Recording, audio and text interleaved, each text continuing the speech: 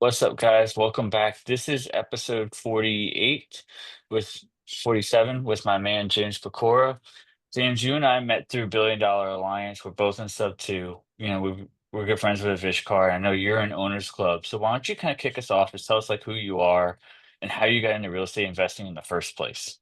All right. Yeah. So I'll start from the end of the story and I'll backfill it with how I got there. So like obviously I'm into real estate late in life. I'm 57 and I've gone through a lot of different transitions in life. So I started off my life as a musician. So I was a professional musician for basically all my 20s.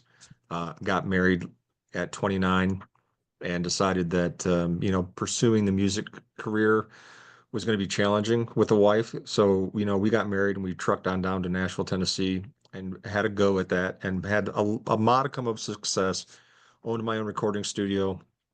But in the meantime, I was making money, as a computer programmer. And it just became an issue of, lifestyle and supporting a family. The computer programming stuff really trucked in and, took over my life. But living a paycheck to paycheck as a musician, you can imagine I didn't set a lot aside for retirement. I really, it's got to be an ego thing. I mean, looking at it now, it was literally, I'll make it, right? I'll do well in life, I'll do fine. And then of course, here I am at roughly 55 when we got into the real estate game, looking at it going, geez, I didn't set aside anything while I was doing all that creative stuff in life. We were struggling through marriage and whatnot. I made a pretty good living or make a pretty good living as a computer programmer, but still that was all debt service. So, at about the age 55, I was like, holy cow, I don't have a lot set aside for retirement. I'm in a lot of trouble here if we're going to kind of continue on through life, right? So I'm late to the game. I only have a very small 401k. How how can we make money and what do I have an interest in? And real estate kept coming up. I've always wanted to own real estate, but again, living paycheck to paycheck, it was kind of difficult.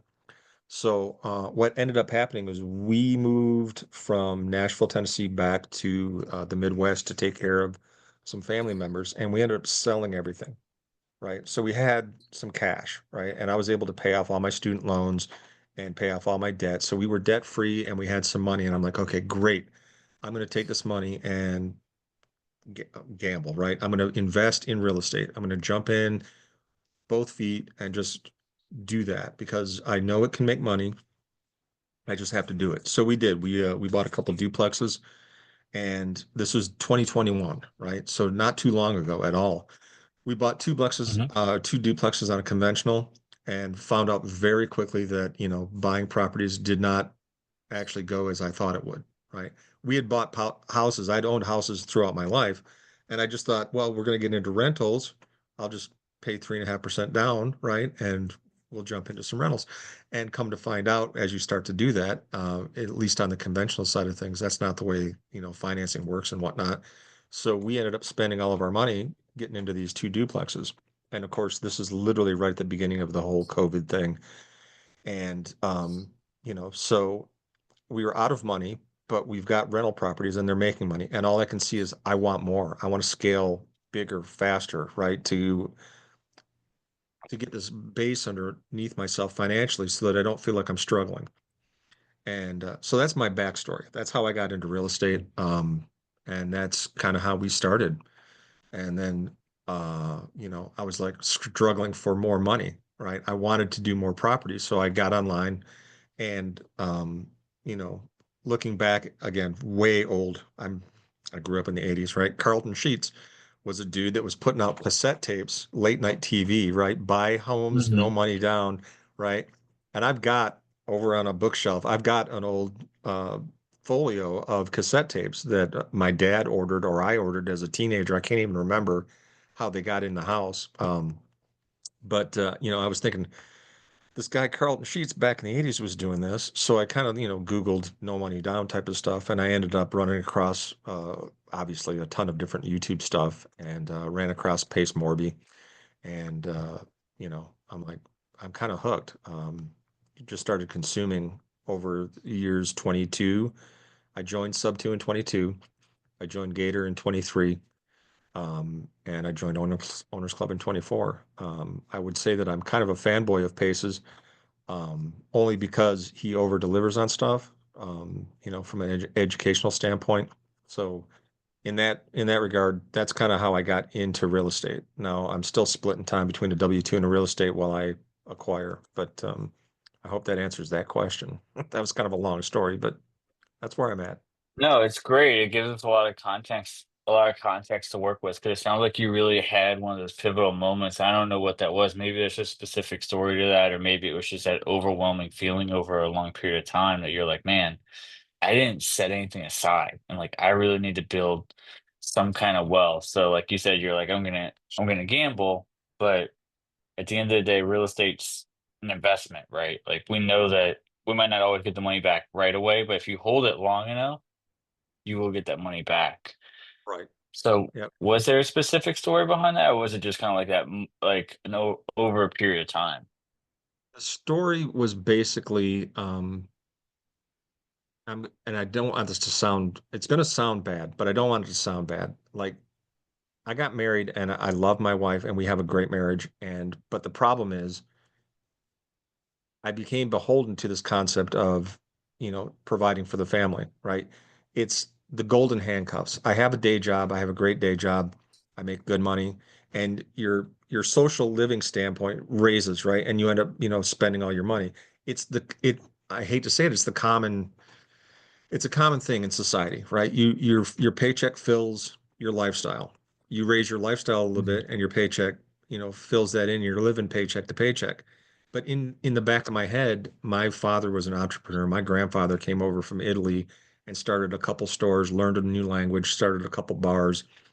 So like the entrepreneurial spirit was in my upbringing, but somehow I went from being the creative entrepreneurial musician into stock standard living paycheck to paycheck family guy, right?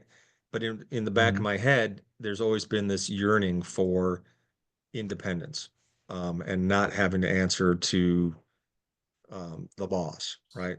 So when the boss or the W-2 yanks the chain and you're going, why is my life so dictated by somebody else's desires, right? Why am I fearing getting let go or fired or losing my job, right? Why is that angst there when it wasn't there when I was younger, right? I was living I was living the life. And now my life wasn't great as a musician, right? But it was dictated by Mhm. my goals and my desires and my trucking towards a particular goal. And life came in and got me off into meeting requirements of how society thinks you should live. So it wasn't one particular thing, other than the fact that, again, at right about age 53 or something, as we moved out of Nashville, I'm like, I still have student loans. I mean, I'm 55 and I still have student loans from when I was 20, right? And I've been Mhm. paying $700 a month for 30 years. That's crazy. And it weighs on you, That's a but mortgage, is what it yeah, is on your yeah, it education. totally is, right? And now it's a car payment, right? With the way mortgages and car payments have gone up. But I'm like, how do you get out of this? And luckily enough, we were able to sell everything and get out.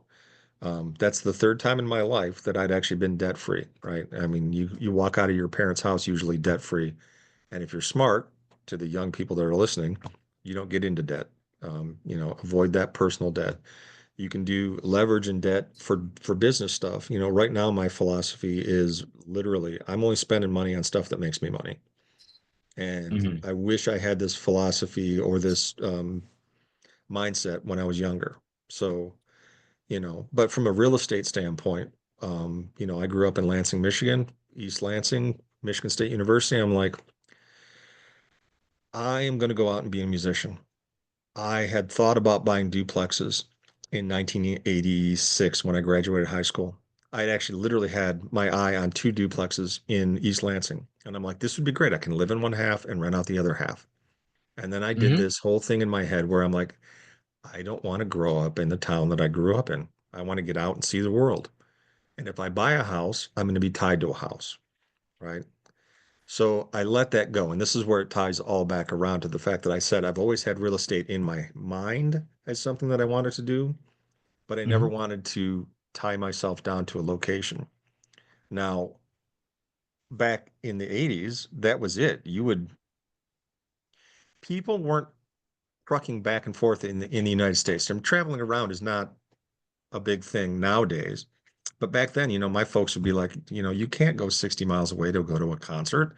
That's too far, right? They didn't get out of their town, right? And being a traveling musician, I get out of my town very, very easily. I'm able to travel and leave a location very easily. Now, I find it really interesting that nowadays, in the group that you and I are circulating in specifically, all the real estate investors, a lot of them are doing stuff way outside of their local, right? Way outside of the Oh local. They're yeah. all buying stuff. If they live in Boise, let's say, they're buying stuff in Atlanta, right? And in the 80s, that would have been crazy. When I got out of high school, that concept was crazy, right? You wouldn't buy a property in out of towns. It would just wouldn't work that way. So, you know, um, that's that's my story. So, That and they're always traveling too. Like you're saying, they're buying remotely, right? There's a lot of people that we know, whether it be through Billion Dollar Alliance or I I myself am not in Owners Club, but I know a lot of people in Owners Club. Like Wes Pipes is hanging out with us right now. Wes told you that he had the Carlton Sheets course too at one point. So he mentioned hey that Wes, if you in the chat. yeah, Wes and I actually were today with Pace together. So how you doing, Wes? Knowing him, he's probably in three different Zooms at one time right now. That's why he's on Probably. mute. Wes is our closer on my No One Left Behind team too. Oh, excellent. So I'm always giving him a hard time. He said, "Good to see you, James." So, But okay. So I think you had put the advertisement out that this was about pivoting, right? Our discussion was going to be literally about pivoting. So if you've noticed in my story, I've pivoted two big times in my life, right? From musician to computer programmer, and now from computer programmer into real estate investor. And I want to leave the computer stuff behind. And it's a timely exit, right? It's still my mhm. W-2. I still have kind of the golden handcuffs. But again, I'm 57 right now. I'll be 58 in June. Nobody's going to hire a 58-year-old programmer, number one. Number two, programming is going to be passe in the next 3 years. You know, it's getting to Yeah, be with that point AI. right now, right? If you'd have asked me 5 years ago, I would have told all my friends with kids and everything to have the kids study and learn some kind of coding. But with AI literally growing exponentially almost every 6 months, that's not going to be an option. So I was gonna say, just in the time frame that you mentioned there, like, because ChatGPT came out in what, 22, 23, like to the yeah, public, yep, right? Like, I remember when it first came out, it was laughable almost. We were like, this is what's supposed to dominate. And now look at it. People are using it yeah. for Well, literally it was everything. interesting concept, right? Like, crypto was interesting concept. I remember when that came out, and I was like, holy cow, I love this idea. And back when Bitcoin came out, you couldn't buy, like you couldn't physically buy with cash. You had to mine, right? Which means you had to set up a Mhm. system and it had to be mining. And I'm like, this is too much work. I think I would like to do this just as a game. But I started buying Bitcoin at when it was at 10,000, right? But again, that's one of those things where it's like this is a joke. It's kind of just a game. And now look at it, just boom. AI is just taken off ridiculously, and robotics is right behind, right? So the whole science fiction world that I grew up reading in the 80s is here, and I'm happy to see it. I'm actually glad about it. So, Yeah, I think, like you said, I think it's going to bring a lot of really big changes. And I think, that's going to cause a lot of people to have to pivot. I think there's going to be some good and there's going to be some bad. There's going to be people that use it to get rid of all of their employees and not create any new jobs in the market. But I also think that the people that learn these tools and understand how to utilize them can probably do the effective work of like 20 employees previously. absolutely. Yep. I'm digging into it myself, right? Just for like a couple different things. So, I'm curious to see how it's going to do exactly what you said. Trying to figure it all out myself. So, But like in the Yeah. real estate thing, did you start out as a buy and hold? Are you a buy and hold guy? No, Or so I really just I almost fell into sub two. I heard about Pace through a podcast, which was Dan Fleischman's Money Mondays podcast. I was offered a job that was real estate adjacent. It was for something that both involved. It was a project that never ended up taking off, but it involved NFTs and Web3, and it was supposed to be tied to and backed by real estate. And so they'd asked me to be on the marketing team as like a brand analyst and a few other things. And I was like, okay, great. And they gave me an offer letter. I signed it. And I started really looking into a lot of the things that the challenge was supposed to support, things like sustainability and by helping people secure the education on how to properly like buy cars and buy houses.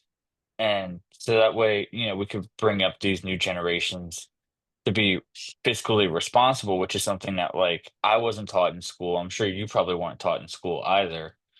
Um, so I was like, man, this is really cool.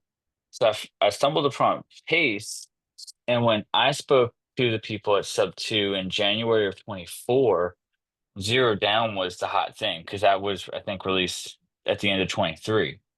And ultimately, that was one of my goals was I wanted to buy and acquire businesses that could integrate my own service-based business here, both horizontally as well as vertically over a long period of time.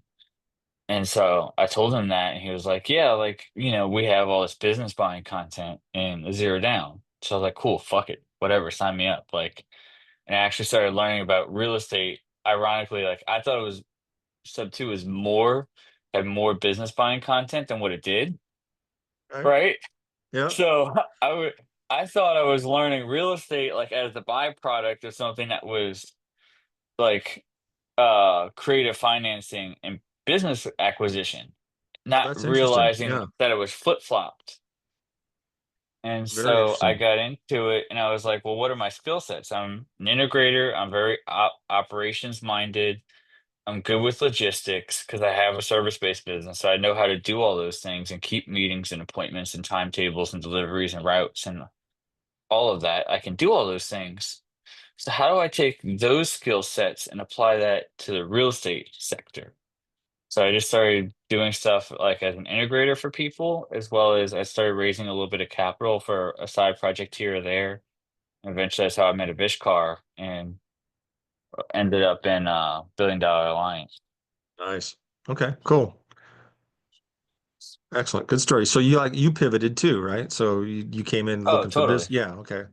So inside the real estate thing, I've pivoted a little bit this particular year. Like last year, um, 2024 was all about me getting out of my introverted self. Like, so as a computer programmer and even as a drummer, right? You sit up on stage and you're behind a set of drums. So you're shielded from not only the band members, but you're shielded from the crowd too, right? So like you're an extrovert, but you're an introvert. As a programmer, you're stuck in a cubicle, or in my case, I'm in my basement working from home. I don't usually talk to people. I don't Mhm. particularly like people, uh, which is I funny, I understand that on a right? deeper level.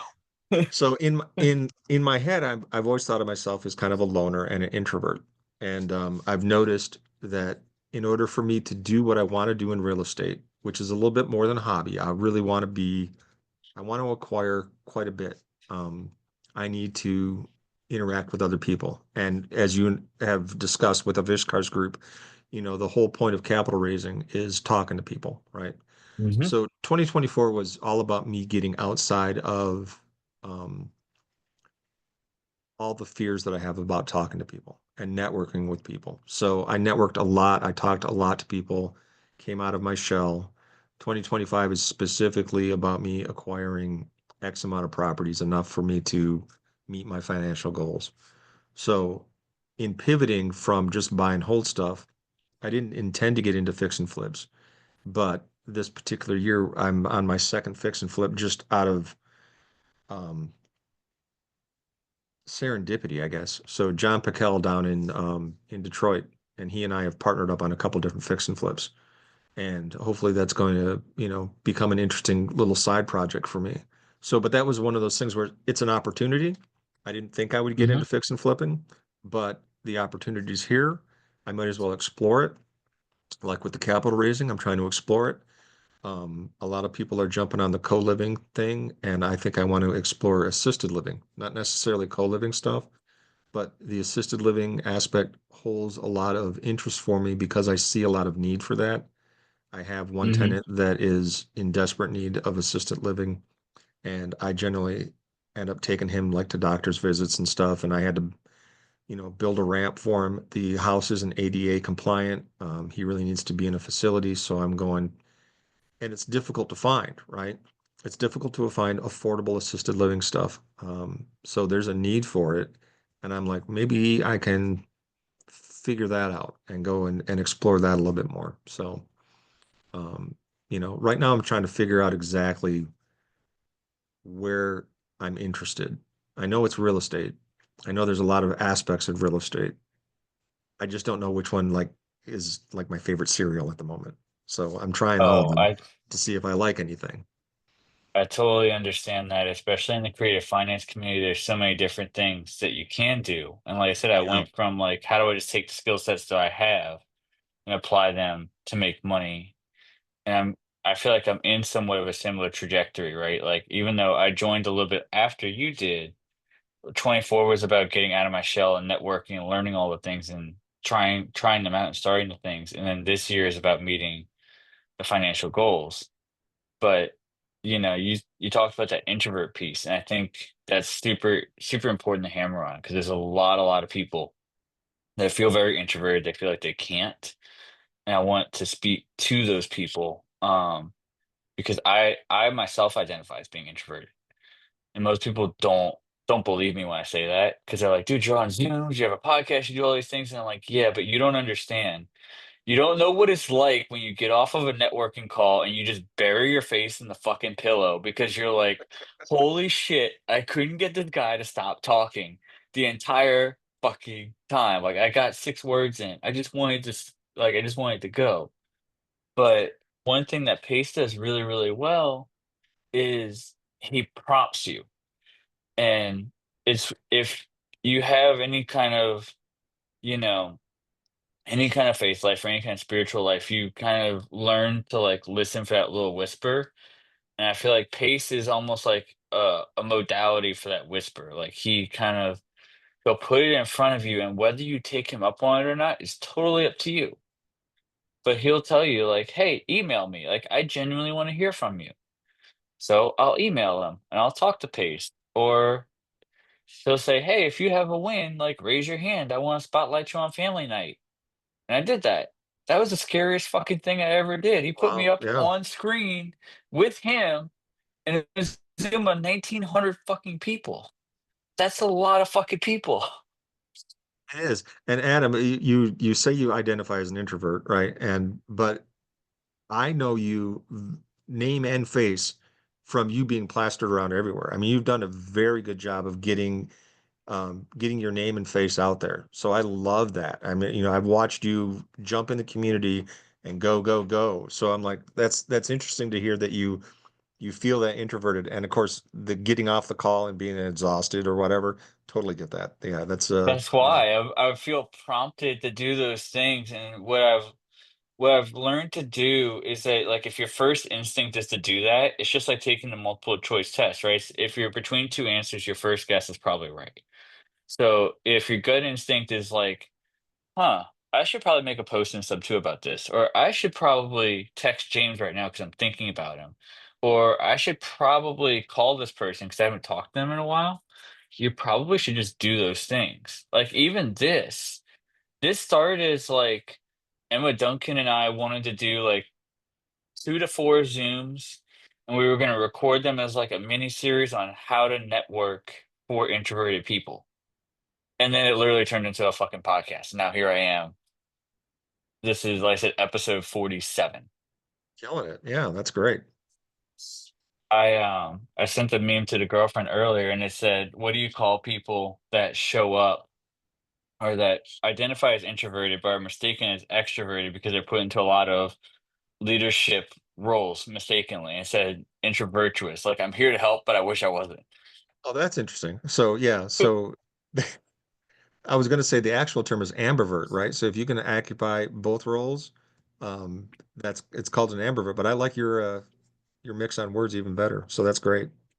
Yeah, people call it introvertuous. Like, I'm here to help. I just wish I wasn't. Or I've So heard very people cool. they'll say the outgoing introvert, but same thing. It's the amber. That's just another way of saying ambivert. Yeah. And Wes could tell you that because the whole way our No One Left Behind team started was I signed up for November. I did not sign up for December. All of a sudden, I get a phone call from Wes, and Wes says, "Hey, bro, I see you're on my No One Left Behind team." And I was like, "I am." I was like, "What the fuck?" like, like no one told me I'm on your team, and I go look, and sure as shit, me and him are on No One Left Behind team, and there's 4 teams in Louisiana, and no one showed up for him. So now Wes and I pulled together all of the pieces that we needed, and we created a team, and we structured it, and we got the ball moving in the right direction. But it took some work, but we've been going since December, and I was it's gonna say, so you almost kept it June. going. Yeah, you kept it going. Yeah, Excellent. So yeah. how many people you got involved in that? We've got 5 that are in leadership, and then we keep a roster of freshmen that kind of come in and out, and they rotate. Which usually we've probably got like 5 active freshmen at any given time. So the meeting cadence will go up and down. Like we keep the meeting schedule the same, but every time we get a new roster of freshmen, we might have like 20 people on that first initial Zoom, and then 3 weeks later, we've got fucking six. Oh, great. Yeah, so I was So, gonna say I actually was lucky enough to coach in November. I wasn't able to participate in December. I was out of the country, but yeah, had a blast coaching about 20 people in November on No One Left Behind, and kind of wish that we would have kept that going a little bit more. I've stayed in touch with a few people, but good for you. Good for you guys. yep, we changed things up a little bit. We did a little bit of restructuring. Our coach is also our rainmaker, and we're not LOI blasting. We're doing our own lead list pulling and enrichment and having them cold call. So it's a little bit, we're almost doing it more like elephant than like no one left behind, Okay. but he's bringing back elephant anyway. So it's like tomato, tomato, I guess. Right, right. Yep. So, but yeah, Pace is very good about, like you said, putting out little nuggets there, and if you follow them, you can follow them. If you don't, you don't. So I'm actually very, very glad that I jumped in the community because otherwise I literally would be just kind of a hobbyist, right? A landlord. Yep. And I didn't want that. I didn't want to get another job, even though that particular is right where I'm at this stage in growth. I'm still a solopreneur.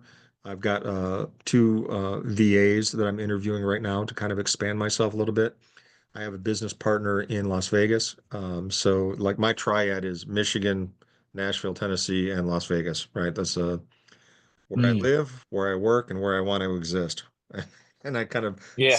circle between those three things. So, yeah, it's a good thing. I just, I just brought on Aaron Lambert a few weeks ago.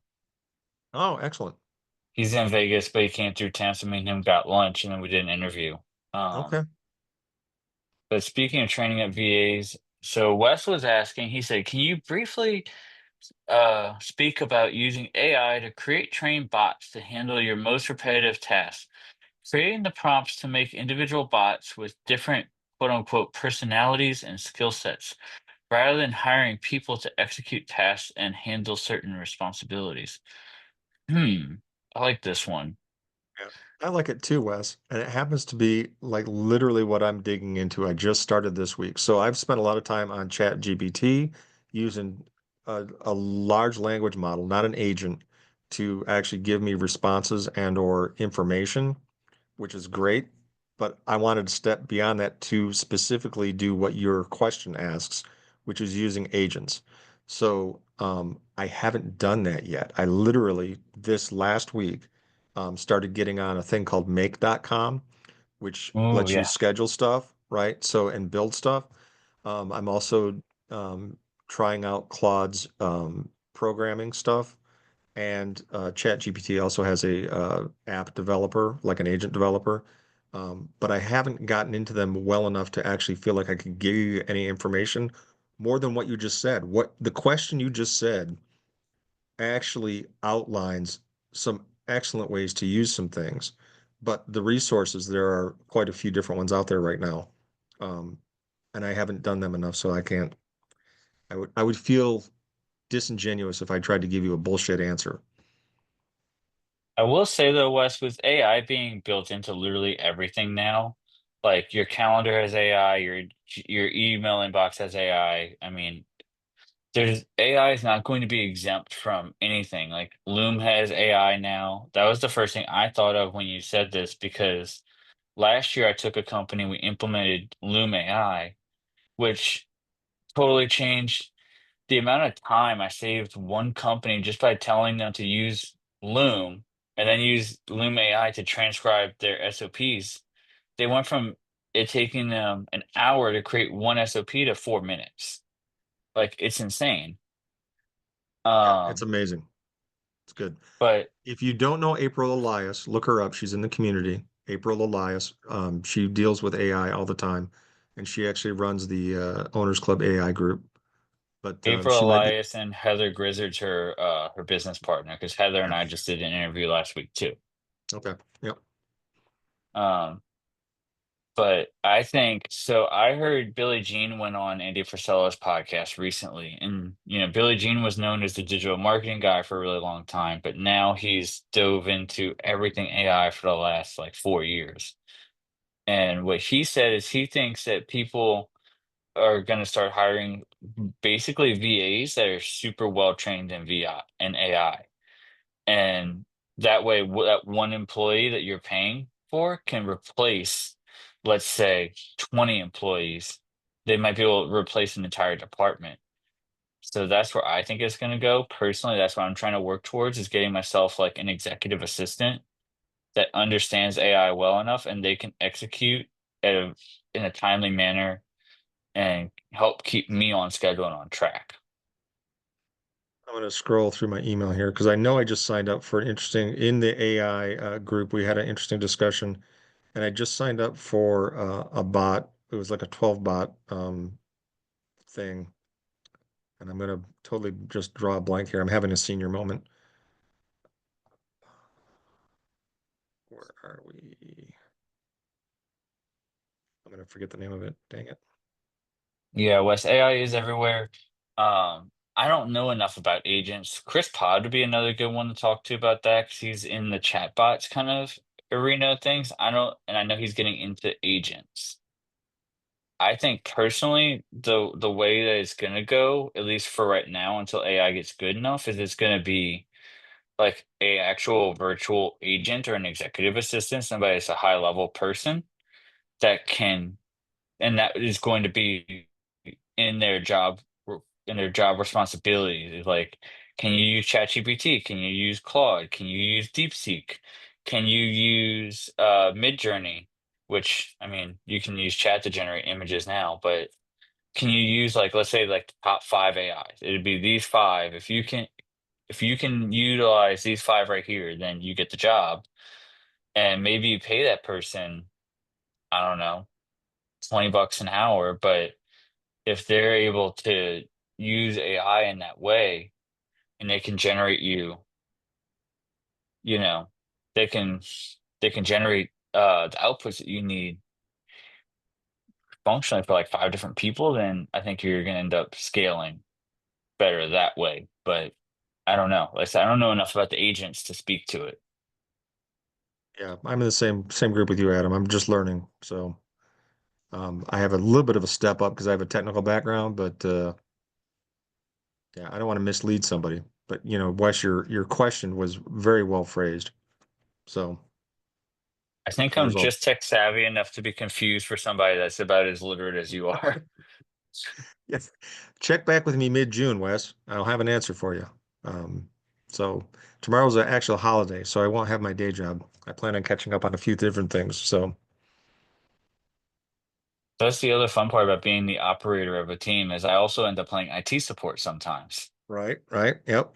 I got so many Like people jumping at me for CRM stuff that I find myself trying to learn all the different CRMs. So on top of everything else. So learn the CRMs, learn the AI stuff, keep up on the real estate stuff, make your cold calls, make your follow-up calls, schedule an inspection for the house that you've got a PA on. Hmm. So and in the meantime, go raise capital for your deals. Um, Being a solopreneur is a little bit overwhelming at the moment, and thus the need for my VAs. So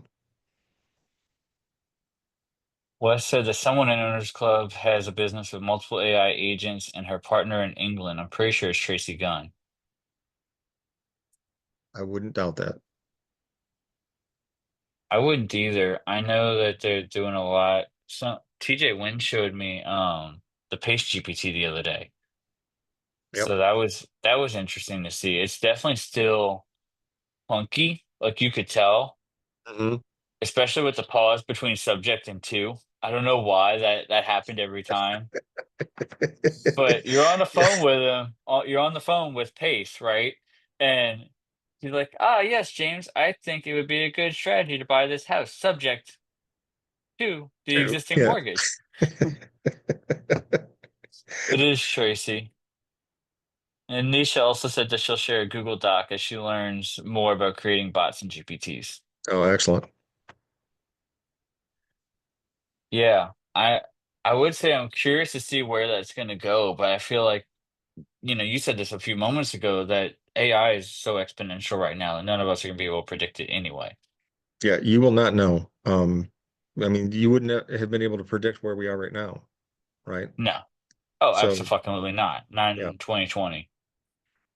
Not even in 22 or 23. Like, yeah, I figured because chat was so clunky when it first got released that we still had a good enough time span before it kind of started to catch up. But it's been like 2 years and it's exponentially different than what it was back then. yeah. So, like when we think about in technology, old school technology, not the new stuff, but old school technology, we we looked at AI and all of us programmers were like, it's just conditional statements, right? I mean, it's Hmm. decision making. It's a decision tree. Um, but that is not at all how the large language model works. And I just read an article the other day that I think the someone in China had done a large language model with no education from a human. They just like let it raw go, and it started Hmm. teaching itself without prompts, without um, history, right? So in a large language model, you generally tend to feed it a lot of language that it can Hmm. decipher and draw patterns from. Um, but they let the algorithm run without any input, and it was able to actually start developing something, right? Its own lines of logic, if you will. Um, it was kind of crazy. So yeah, by 2030, I don't think life is going to be what we think it's going to be. There's going to be an interesting shakeout, like in the economies and stuff, because the people that are just total consumers, and I don't want to call them sheeple, but they're just going through life given whatever's handed to them without actually learning what's behind it. It's going to be very interesting because the majority of people are going to be like that, right? It's like if somebody gives you a car, not everybody's a mechanic, right? But it's even worse Hmm. than that. Somebody hands you a phone, and we're not all electronics people, so we don't generally dig into it, right? But we Hmm. can, swipe around and do something in the software, but we don't develop the software, right? So we end up using stuff that is well beyond our understanding of the world. It's not like turning on a gas switch on a stove anymore. It's not like one or two or three different things. They're very complex systems that we're going to be interacting with, and you won't actually understand it. So it's going to be quite fascinating. Which is sad to say because most people don't understand the systems that they interact with now. Yeah, right. And those are just either small digital systems or even larger analog systems. I was going Um, to say, even in the analog world, you used to be able to fix your own car. You can't do that anymore. no, right? You pop the hood and you're like, well, I can't even actually take that apart now because, it's going to screw up something. So, Yeah, my truck's very old, but it's very mechanical, and so you can in fact pop the hood, and you can trace the mechanical problem back to the point of failure. Because even though it is still a complex system, it's it's an old diesel, so it's got every the fuel injection is driven by the oil. So there's a whole oil circulatory system that works just like a vascular system inside the engine. Mhm. That Yep. makes it a little bit more complicated, but anybody with enough technical training can do it. And but I mean, I wouldn't even bother, not on a new truck, like not a chance. Nisha wants a 70 Chevelle. Yeah, Nisha, you and everybody else, I would take, especially that SS with a 454, like Yeah, right? sti- you'll pass everything but a gas station. Oh, cool. Yeah. I think it's going to be interesting, but I do think, like you're saying, there's going to be two different kinds of people, and we're already seeing it now. There, there's a lot of because I made that joke about playing tech support for the No One Left Behind team. A Mhm. lot of the people that called me with the tech related questions, they're about in your age group, and so I feel like we're already starting to see that bifurcation. Just like Yep, I see it absolutely. in people my age too. I'm in my early 30s. People are like, I don't know how to use that. And most of them are just using chat to play around and make cat videos. Like that new did you see that new Google AI video that got released like a day or two ago? No, I did see the trend on the babies, the baby AIs being made all over the place. I'm like, okay, this is like almost cat world, but I don't know which Google one are you referring to? It was S video or NVIDIA V3, I think.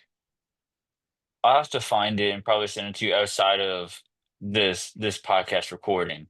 Because when I tell you that I personally could not distinguish, it was the video I saw was a couple of people at like a car event, like a Cars and Coffee, Hmm. and it looked like it was recorded from a cell phone. Like Like the video? the video itself looked like it was recorded in person from a cell phone, but it was all 100% generated from AI. Yeah. So if you don't remember, back in the 90s, late 90s, maybe early 2000s, um, some movie came out. It might have been like Fantasy 4 or something. It was an off take of an old computer game, and they did the entire movie as CGI stuff. And it was Mhm. pretty close to being photorealistic in some spots. And I remember having the conversation with a friend of mine, because I'm a huge movie buff, that, CGI would eventually be good enough to, mimic real life. And then they started doing like deep fakes on old actors. If you remember, like, Mhm. oh, again, senior moment. I'm going to draw a blank here, but let's just say Jimmy Cagney, right, was in a Pepsi commercial or a Coke commercial, right? But it obviously wasn't him. He's been dead for, 40 years. But Right. in black and white, and they've got him, mouth on the Coke commercial.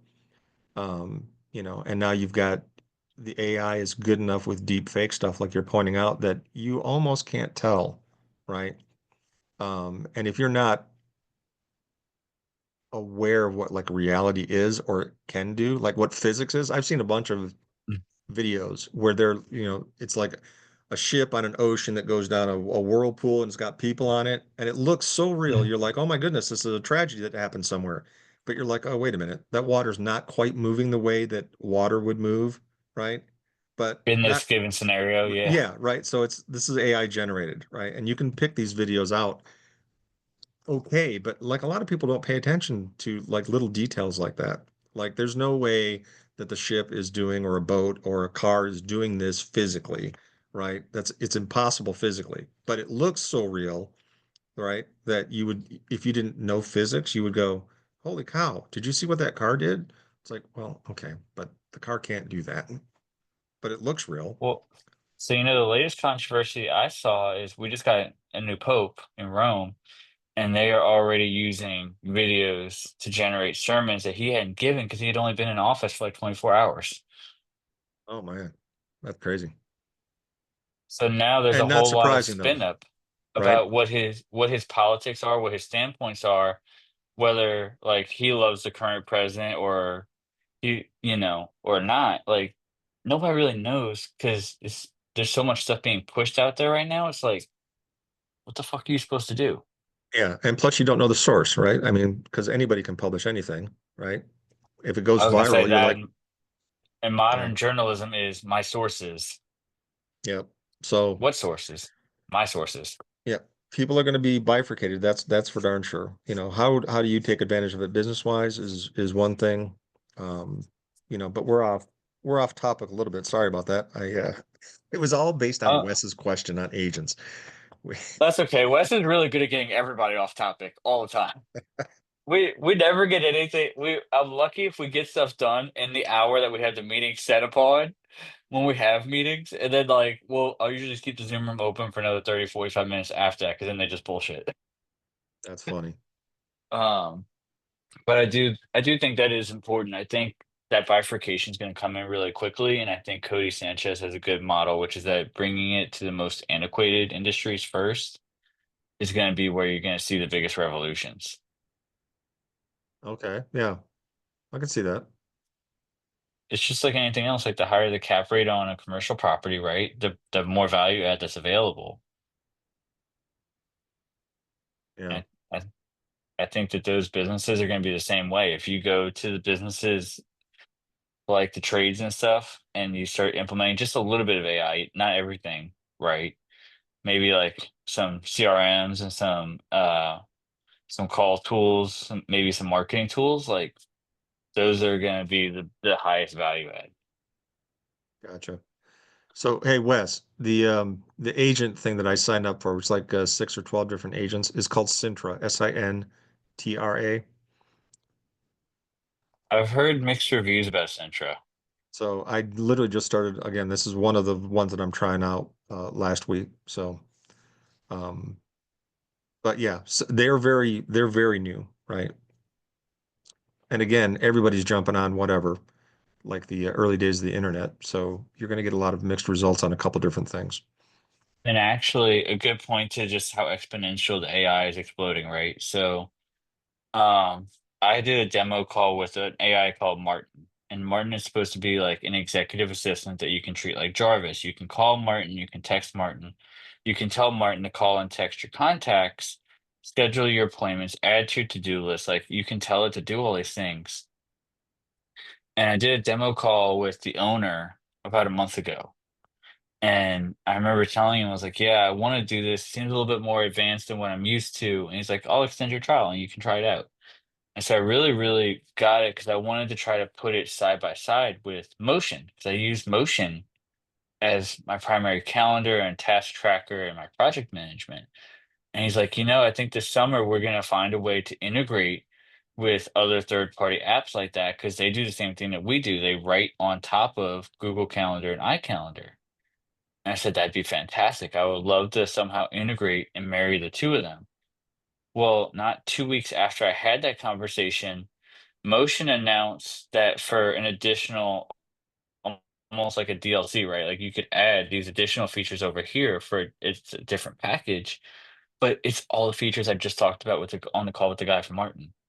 So I don't see Motion integrating with anybody else because they already have it in house. They just released it. Yeah. So trying to keep up with everything, right? Yeah, it's It's going to be a almost a wild ride. it's a full-time ride. So you do some logistic stuff too there, Adam? Yeah, I have a service-based company over here. So my family, I grew up, my dad was the operations manager for we had a French bread bakery over here in New Orleans. So I used to help him with like all the routes, loading trucks. So we used to load the trucks from, obviously you'd load the last stop first, first stop comes off, is loaded last so it can come off first.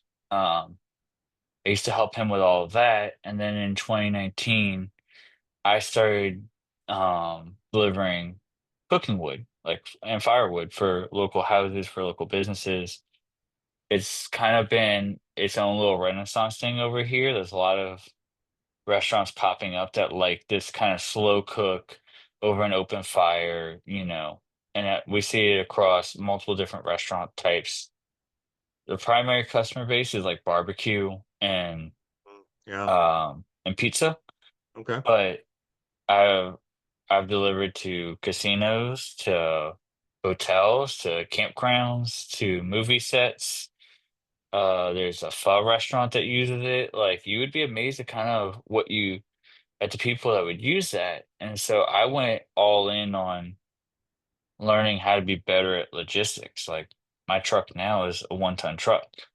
So I had to know like what's the gross vehicle weight rating? What's the gross combined weight rating? What is, I had to kind of learn to understand all those things and keep routes and timelines because let me tell you something. Restaurants are very much diva run and they are horribly organized. So you have to be better organized than they are. You almost have to be able to anticipate what they need before they need it. Because if you don't, what ends up happening is they call you at 8 o'clock at night and they're like, "Hey, is there any way I can get an order like tomorrow morning?" And I tell my dad all the time, like, "Man, sometimes I wish I was still delivering bread because it's easier to produce and it's lighter weight. Like, I wouldn't be lugging all this heavy shit around all the time, and I wouldn't have the fuel bills. I could get a much smaller van and not." But man, I love what I do. That's cool. That's Um, great. so yeah, I've become much more logistics focused, and that's what I tell the girlfriend all the time. Like, if anybody can thread a needle, it's me. She'll tell me, she's like, "I don't know how you're gonna do all this in one day," and I'm like, "Just watch." I don't know how I'm gonna do it either, but we're gonna get it done. Get it done. Yep. Well, good for you. Yeah.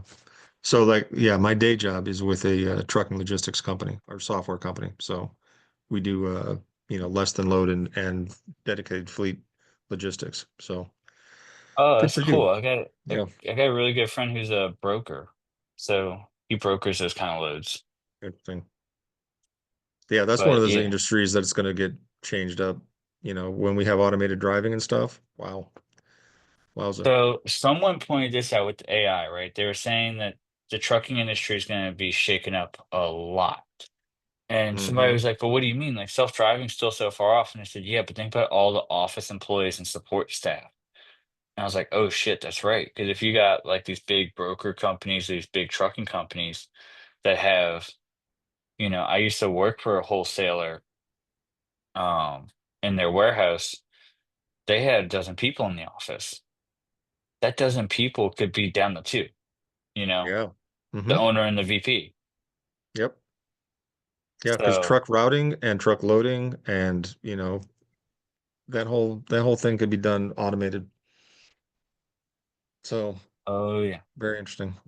We're not quite at the point of self-driving trucks or self-driving forklifts, but I tell you what, when we do get there, there's gonna be a lot of people out of work. Yep. No, but even though over the road stuff, I can see literally in our timeline, in our lifetime, I can see road trains very easily.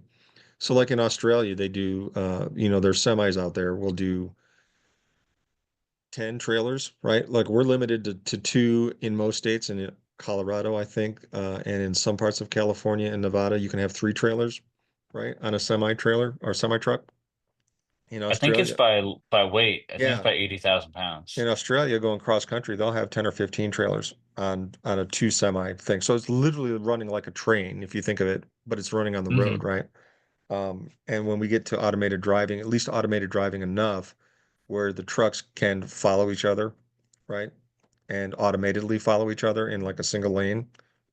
I can totally see that. Now the last mile and the first mile is going to be needing of a driver for navigating a lot of the Hmm. the bullshit traffic in cities and stuff. But yeah, the routing and loading, kind of like the automated house building, right? So, they got the robots doing concrete house building now, theoretically. I just see a 3D giant 3D 3D printed house. printers. Yep. Yeah. Wes, they do have self-driving in some states. I saw Tesla came out with a truck. I don't know if you saw James, I believe it was Nikola was the name of the other company that ended up being a huge shell. They they made like all these really big promotions. They raised their valuation to like, I don't know, $500 million or a couple $1 billion. And then turns out they never had a product. Yeah. Total vaporware, right? Yep. Yeah. Owner went to jail. Yeah. It's interesting. Fraud. But hey, We run into that in real estate every now and then too, right? Oh yeah, we do. People Pace does a people trying pretty to good sell job what's of not. kind of keeping it out of the limelight, but there's a lot of shady shit going on in a lot of parts, and I think that's also why we see that I think it is getting a little bit more difficult to raise private capital, you know? Yep. So like let's get back to one of the flips that I did with John in Detroit was literally I used self-directed IRA money, which is great, Hmm. right? So I'm like, I did that. We did a land contract sale on the back end, Hmm. quick flip on that, and we're actually looking to try to sell the note. So like two or three different strategies in one thing. But the interesting part about it was the self-directed IRA stuff. Um, and I need to get out more and touch base with people that have money in the SDRA realm in order to get involved with more deals. So, raising money again, talking to people, um, with people that have money to invest, right? So, Hmm. um, that's a big hang up for me at the moment. And I'm kind of curious what you found in talking to all the people that you've talked to, how they're doing acquisitions and coming up with money and raising money, how your capital raise went, in talking to Avishkar and stuff. So, Avishkar's group was great. I love Avishkar and I learned a lot. But Hmm. I also learned that I don't circulate in accredited investors uh, pool of people, right? So I need to go out, and again, this is kind of what 2024 was with me, is getting out and meeting more people and getting involved with more investor type people. So, I my don't first, either, like yeah, not directly. Um, my dad works for a hospital, so like I'm probably like 1 degree removed from a lot of accredited investors, but I don't personally like Mario and John and Avishkar, like they all worked in or around like those people. So it's a little bit different. I did just finish Hunter Thompson's book like literally yesterday. Mm. So that's interesting. There's like I think 12 million accredited investors in the country, which out of 330 million is not a lot, but it's also more than you would think Right, yep, because you might only need two or 300 to complete raising for, up to $10 million, just depending on what your minimums are and all of that. Um, because the raises that I did were for people that were basically looking for private money. And I got their co-living deal funded completely. One of the people, we had to split the loan. So one person was accredited, the other person was not. Um, and then I got somebody else a position on their multifamily raise. So we found somebody to bring in about 50K for their 88 unit deal in Georgia. But what I am seeing is that a lot of these private monies, they want more. They want to know more about the investors because so many deals have gone sideways. There's a lot of money that's out right now. Rhea Campbell just did a post about it, I think last week, that there's like yes, she did, yeah, millions. Yeah, you saw it, right? The one I'm I talking did, about where yes, absolutely. It was a good post, yeah, yeah, there's millions and millions of dollars out on loan, and most of it is not secured properly. Um, Rhea was what got me interested in. She was one of the people that got me interested in raising money in the first place and about making people better. Because one of the things that she pointed out was that she did a reel right when I joined Sub 2 and I saw it somehow. I don't know how it came across my feed, but she basically told the borrowers to stop making shit borrower packages. Make it super clean, easy, and legible for the private money borrowers, for private money lenders, which I was like, dude, that makes so much sense. Like their people are just like us. You don't need the hmm, super crazy gradient backgrounds and a ton of text, and you don't need the cool transitions. You just need to put together a presentation, even if a third grader could have made it, and make it super simple, clean, and easy to understand so it can tell the story. yeah, yep. So, I mentioned a little bit earlier that I've got a business partner in Las Vegas, and he happens to be TC, and he specializes in entity structures and how to get your private money structure correctly. His name's Scott McDaniel or Scotty McDaniel. He's a Gator at a top tier TC. Um, Mm, so if anybody's looking for something like that, and you want to get your finances in or your paperwork straight, I'd recommend reaching out to him. So yeah, very important, and I totally hear what you're saying, and that gets a little bit back into your processes, right? So, when you come up with a property and you got to put out your paperwork for your private money lenders, right? So having a process in place where you can actually do your figures and stuff and get them out and disseminate them on a regular basis. What you were talking about, having it clear, simple, not, mhm, this is not you trying to be a marketing genius, putting out print stuff to a large corporation. You're pitching to, a dozen or 2 dozen private money lenders. And as you pointed out, they're people just like us. They're people with money that want to get their money working.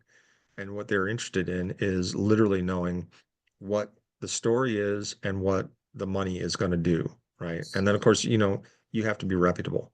So you can't be mhm. jerking people around. So,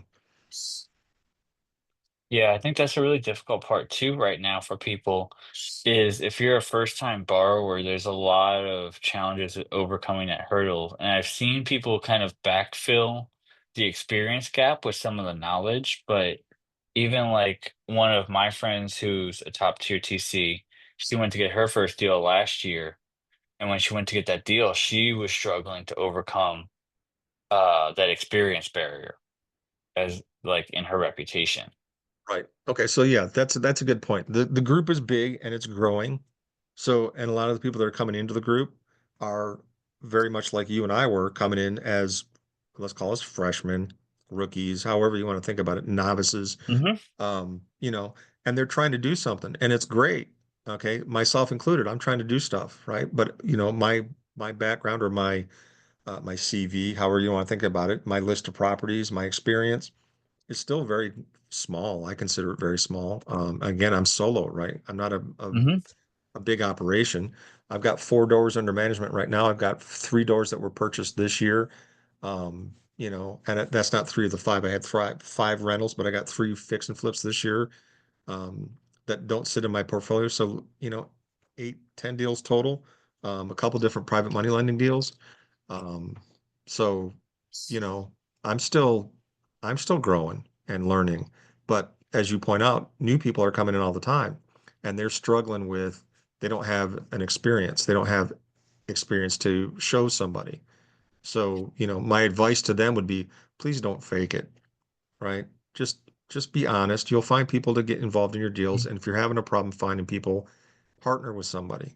Reach out and actually, partner with somebody that has done a deal before. And that'll get you a deal, right? So then all of a sudden your experience is 100% more than it was just a minute ago, right? So, just be honest and don't try to fake people out. That's all I got to say. Fraud is a big thing. Due diligence is a huge thing. How to do your due diligence is very interesting and always a growing process, right? And we have this thing in the community where we're not supposed to talk bad about people. And as a life philosophy, I totally agree with that. Like, I can't get bogged down in the negative. I totally understand Hmm. why Pace does it. I don't want to focus on the negative. I don't want to focus on bad people or bad things because you can literally spend your entire life talking about those things. They're easy to find. It's low-hanging fruit. It's just stuff that takes up your time, but it doesn't move you any closer to your objective, right? So Hmm. my entire life is like I can't deal with negative people. I would just ignore them and move about my way and try to move forward in life.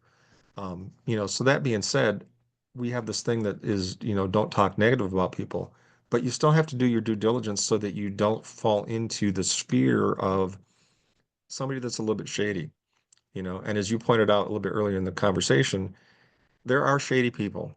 It's unfortunate. It just happens to be the reality of human existence on the planet. Some people are shit. I'm sorry to Yeah. say that, but they're not good people.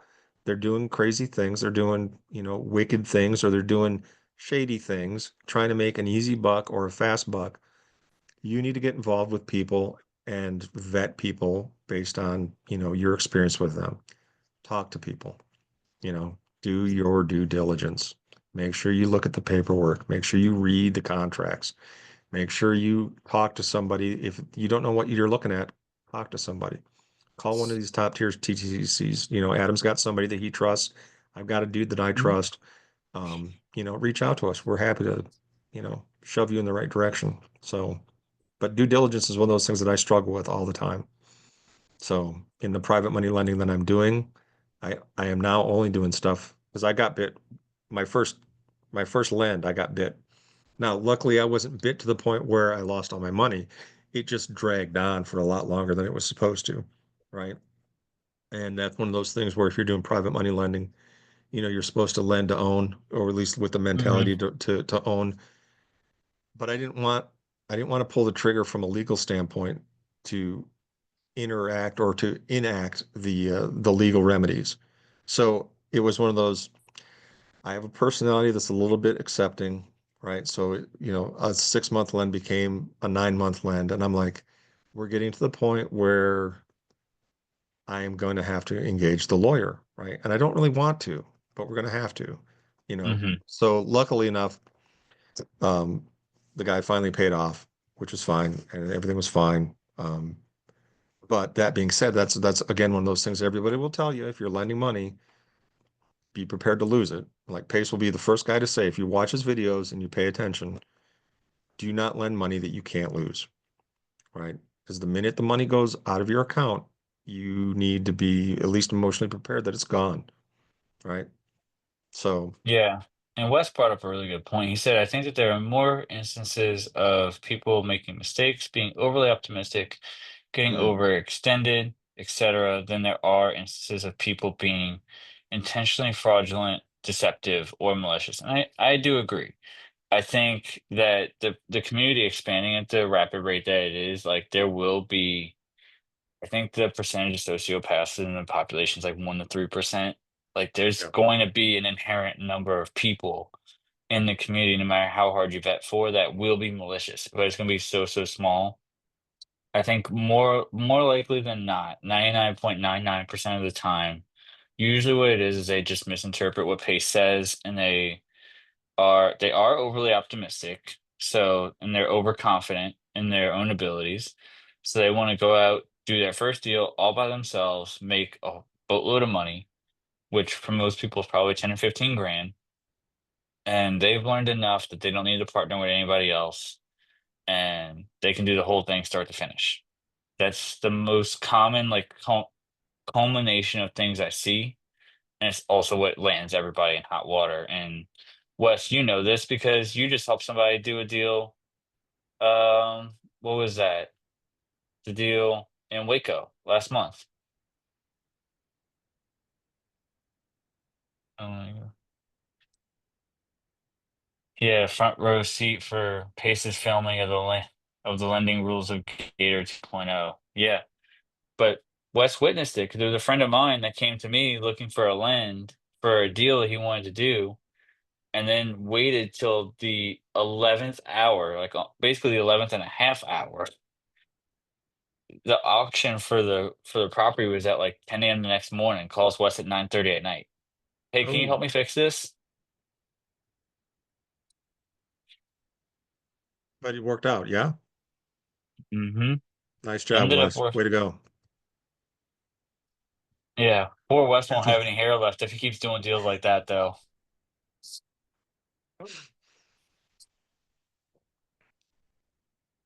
But yeah, man. So let me ask you this: so what are you working on? I know you said you're trying all the different flavors. You're trying to figure out what your flavor of cereal that you like right now is. And in a Vishkar's group, they do tend to go. John has the condo fund, and Vishkar's doing a really big multifamily. So what kind of different things are you looking at and So yeah, exploring? this year my goal is to buy one property per month average. Okay. And I'm literally right on that cusp of being there. So that's fine with that. I want to acquire at least a multifamily over 10 units. I'm hoping in the 50 unit realm to GP on that. Um, So I'm finding it a little bit challenging, but that's kind of one of the goals of this particular year is to have a multifamily under my belt in that regard. My Mount Everest literally is 20 and 20. I've got you can't see the map behind me because of my cool little background, but I got 20 cities Hmm. between mid-Michigan and Pensacola, Florida that I want to do business in. And I want to have at least 20 properties or 20 doors in 20 different cities. So I'm diversified across the Midwest, basically, in areas that I'm very familiar with, up and down the 65, 69 corridor. Um, and just experience that. So that's my goal, 20 and 20. 20 doors in 20 cities. I don't have a timeline on it. I don't know if I'll be able to do it in 5 years, um, but that's kind of like the 5 year goal. So, right now I'm trying to get my systems and processes in place from a money raising standpoint so that I can churn a little bit faster. Um, you know, this year, again, if we look at a 5 year plan, year number one is literally getting the systems and processes in place, having enough acquisitions in place where I have worked out the kinks in that, right? So I'm kind of trying to do that locally, either in Nashville, where I'm at half the time, or in Michigan, where I'm at the other half the time. So I'm on track for that. It seems like it's going a little bit slow. Like in May, it just happens to be that I'm at literally the point in the development that I'm a week away or 10 days away from finishing up two different flips, right? And I've got one land contract that is supposed to close sometime in June where she pays off the whole thing, right? So I'm like in a lull right now. So I feel like I'm stagnant, but I know I'm not. Like I know that it's going to come in ebbs and flows. And I've been going for so long since last April in the Squad Up Summit last year. I've been pushing really hard and moving and churning and talking to people and being very active that this whole thing from Squad Up Summer this year in what was it, early April, late March, this whole last 6 weeks, um, I'm like, oh, things have slowed down, but they're not really slow. I'm like my calendar's full. I'm doing stuff. But I don't know if that answers your question. I think I went off track there a little bit, but my No, goals, I think 20 it and does. 20. I think the 20 and 20 kind of gives us a little bit of insight because it sounds like to me that you're probably also going to diversify those exit strategies as well. We talked a little bit about assisted living. We Yep. talked a little bit about multifamily. So I imagine you might try some other stuff in there, maybe some co-living or MTR, STR. Yeah. So, all right. And short term, definitely. I will not. No, I won't do short term. Let me be clear about that. I've got no interest in short term stuff. Midterm, I have interest in. I am. I've talked to like Reagan Sonnabel and oh, I'm drawing again another senior moment. She's out in Las Vegas also. Um, Katie somebody, and I'm drawing a blank on the last name, but they do midterms, and I've talked to both of them. I've had property leads on some midterm stuff that I wanted to do out in Las Vegas. So I'm very interested in some midterm stuff. The co-living thing, I think, again, would be great in Nashville. So the market is one of those, as you and I discussed prior to us starting the conversation today. Nashville property prices through the roof. Like where buying a single family home just doesn't make a lot of sense for income. However, if you're going to split it up and do pad split or something, um, Hmm. and have affordable living, I think that's a great area. So I will try that in that particular area. And again, that revolves around my personality of I kind of want to have hands on some stuff, or at least um, be where I can get to it. And because I travel back and forth from Michigan and I drive that route 2, 3 times a month. Um, I'm in Nashville enough that I can watch a property or do a property. Um, I don't feel comfortable, and I admire the people that are. I don't feel comfortable uh, having a construction project in a city that I don't go to, right? So, people in Phoenix that are doing Atlanta stuff, um, I'm like, well, they must know people in Atlanta that they trust. They must have contractors that they know or trust, right? But in my mind, I'm like, I don't know anybody in, let's just say, Oklahoma City, right? If I find a deal in Oklahoma City, it doesn't matter how good it pencils out and how good it looks. I could buy a sub two for 5 grand down. I'm now stuck with going, I don't know anybody. I don't know any property managers, And now we can talk about dealing with calling up people in the community and engaging them, right? But I think everybody has to have a general geographic vicinity where they kind of want to focus. You can't just be shotgun everywhere across the country, right?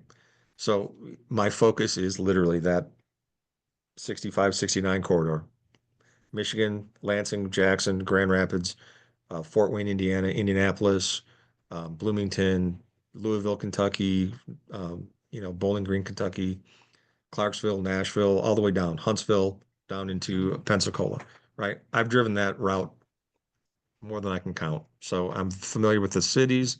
I kind of know the areas. I'm not at all shy about driving 8 or 10 hours to get someplace. I love driving. So, um, you know, I don't know if that makes sense or not, but yeah. No, I think that makes pretty good sense. Like you said, you've narrowed it down. You've got a geographic corridor. You know a lot about those markets, and obviously a lot of markets that range wildly in there. But if you have a good base knowledge of any of them, you can invest. Hmm. You can get started. So, Yeah. And again, the property values in Michigan, or excuse me, the Midwest. And we're not going to count Chicago because I mean, Chicago is in the Midwest, but it's a big city. And again, it has big city prices. Nashville and Atlanta are both, growing areas and they have a little bit overpriced stuff. Indianapolis, Fort Wayne, Louisville, are all Midwest cities. Um, they're fairly stable cities, right? They're not crashing. It's not like Detroit. Detroit's a weird thing. I won't do like a longer term rental in Detroit. I don't have a problem at all doing fix and flips in Detroit, but I don't want to get involved in holding properties in Detroit because I never know what's going to happen there. Michigan as a mhm. state is a little bit on the cusp of being not landlord friendly, overly tenant friendly, but it's not at all crazy like New York or New Jersey at the moment. Um, the prices are pretty good. But again, Detroit just happens to be one of those areas where one block will be a war zone and the other block will be just kind of nice aged houses, but you never know what's going to happen with them. And the Sounds like infrastructure New and Orleans.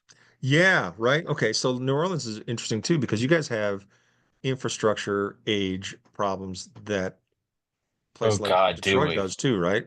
So like your sewage and your water stuff, um, yeah, I can only imagine that like rehab costs or rehab projects can go south really quick when you're dealing with 100-year-old plus houses and infrastructure. So, as a buy and hold person, I don't particularly want to get involved with that. Um, I prefer my properties to be 1970 or newer. That's, my goal. I can buy houses here in the Midwest, literally any of the industrial houses that were built in the 30s or 40s, which are now literally 100 years old, um, for 60, 70 grand. Um, but I don't trust the mechanicals on them at all. I don't trust the post and wire, electrical systems, and I don't want to deal with that. I don't mind rehabbing a house and selling it like that, but so. Yeah, I mean, I do know one person that did all their flips remotely.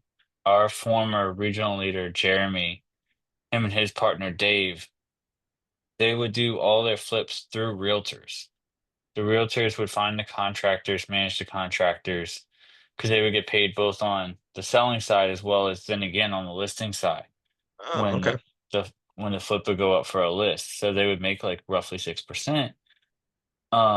And he had a really good model of how he would vet them and all of that. But he openly admitted he's like, this feels like it's gonna blow up in our face. It hasn't yet. I'm just waiting for the day that it does. And then when the market turned, he just basically shut everything off and decided to go a different route and totally pivoted doing flips all together. And it was like, oh, that just like that, and it just disappeared. So you never know. Hmm. Yep. Again, to your point, and your title of this particular podcast, right, is pivoting, right? Hmm. So again, I'll continue to do the fix and flips down in Detroit with John Pickell. Great guy. But he's finding the properties and I'm bringing the money, and it works out well for us. So, um, but yeah, as a buy and hold, I wouldn't do that. Um, you know, so I I don't think I blame you. I run out don't of really stuff have to any. say. I think I've run out of stuff to say, Adam. Oh, I don't think that's true. But I do agree with you. I stay away from the STR. Wes pointed out in the comments, he said that they do have very different regulations here. City of New Orleans is getting sued by Airbnb. Like STR in general just seems like too much work, especially with me having my mom came from the hotel industry. Okay. So I have an idea of what, the original short-term rentals looked like, right? It was you get your little 300 square foot room with your safe and your microwave and your mini fridge. Um, and I just have no desire to have that constant churn of like you have to go in there and you have to refill the shampoo and you gotta give them new bars of soap and you gotta clean the room. Like cleaning and doing all the things for churn work so frequently just has no appeal to me. I'd much rather that's why I've been looking at like RV parks because like once you pull out of your spot, the worst thing I might have to do is I might have to regrade that gravel if it's gravel and it's not concrete. Yeah.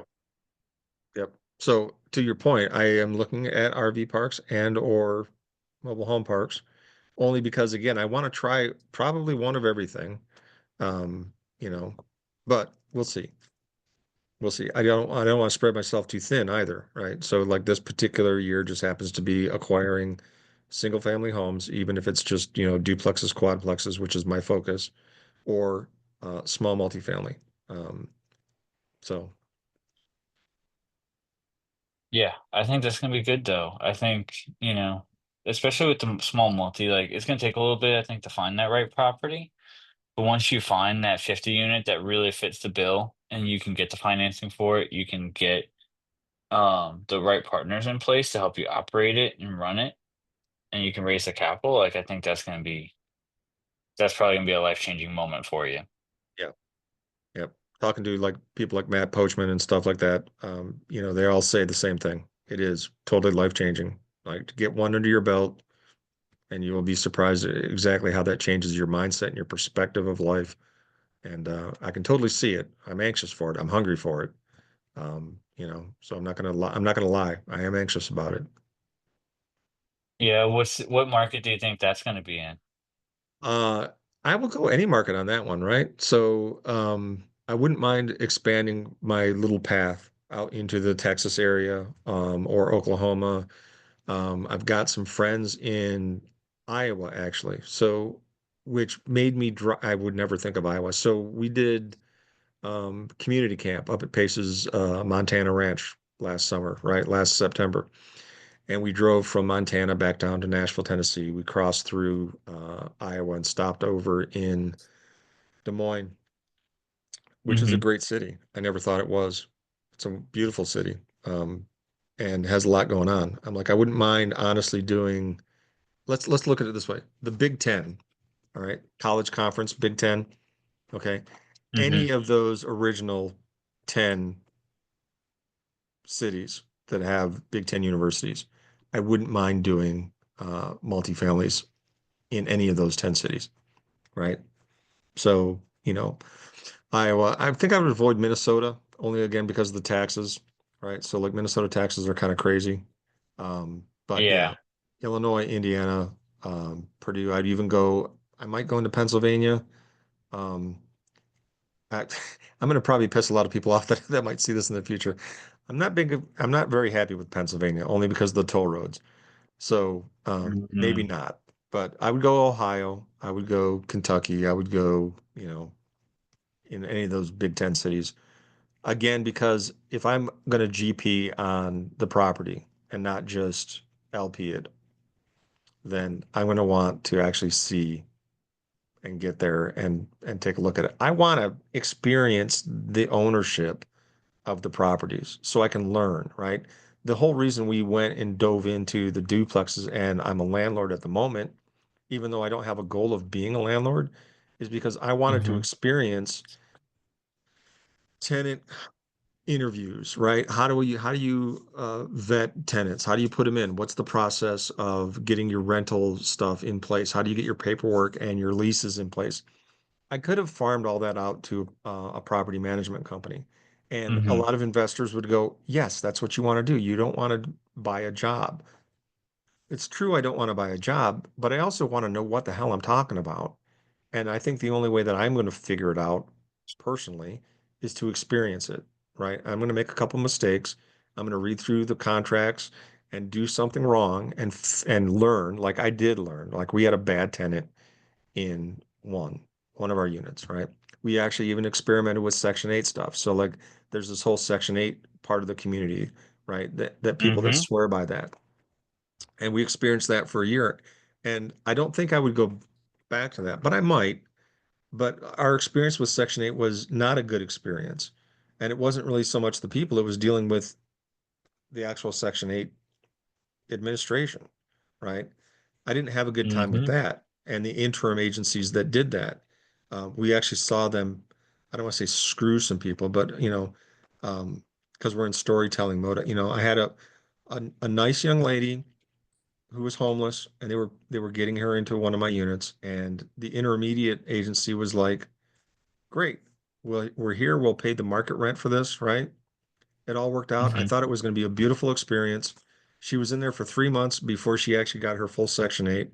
And the full Section 8 people came in and go, no, she only qualifies for a one bedroom, not a two bedroom.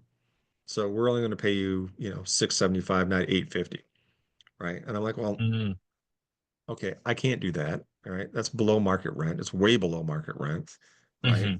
Hmm. And now you've put her in a bad position, right? She literally, after 3 months of having a stable place to live, and she was a great tenant, to be fair to her, she was very conscientious. She was very clean. She was ecstatic to have a place to live, right? So I felt good about doing something.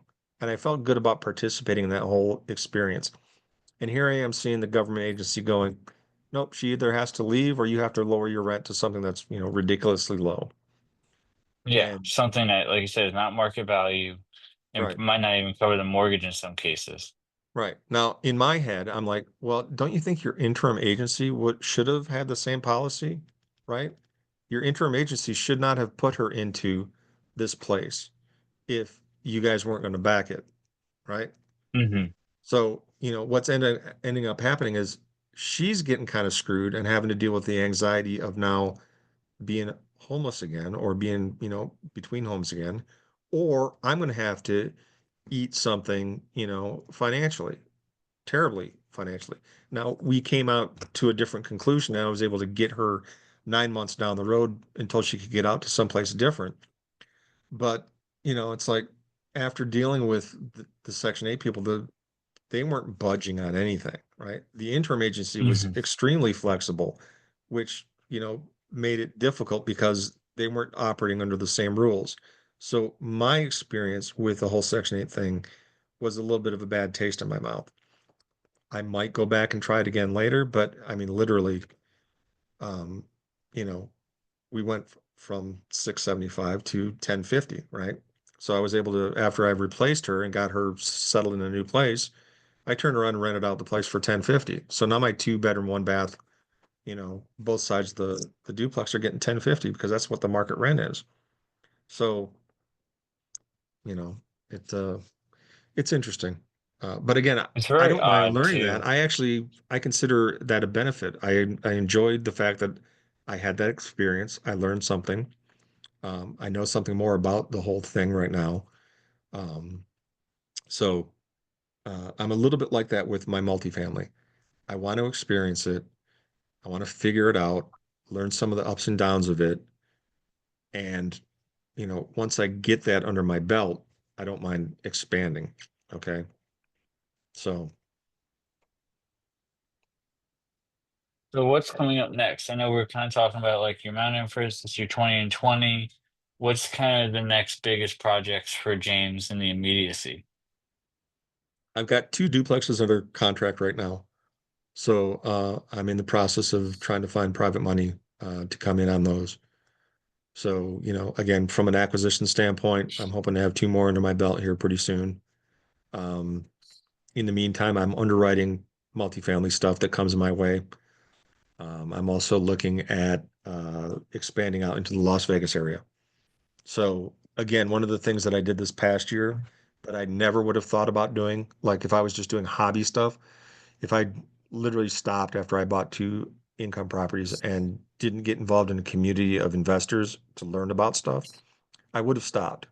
But in getting involved with PACES stuff and especially with the Gator community, building business lines of credit was a big part of that, right? So this Hmm. last year, I spent time building up my business lines of credit, and I kind of went through a process with a company called Fund and Grow, and it was a do it Hmm. for you, right? And again, because I've got my day job, I've got my properties, my wife is a stroke survivor and my aging relatives that I'm here taking care of. I'm a caregiver in multiple respects. And I've mentioned one of my tenants is also in need of some stuff. So like Hmm. seems like my time is constantly being, taken. I didn't have time to do that. Hmm. So I'm like, I'm going to hire somebody to do it. I had a good experience with Fund and Grow, but um, the thing I found was they went and they did it over the course of a year, right? And so as Hmm. you build business credit, they wanted me to have 50% or 30% utilization before we went in for another round. So uh, I'll this is not exactly the way it happened, but from a example standpoint and a math standpoint, it'll make it easy to understand. They got me Hmm. 50K right out of the gate, but I could only use, 15 or 20K of it because I needed to have 30% utilization. So whenever they decided to do their second round, I was only showing 30% utilization. So like at 6 month mark, let's say we got 100 grand, right? Another 50 grand, but I could only use roughly 30 of that at the time.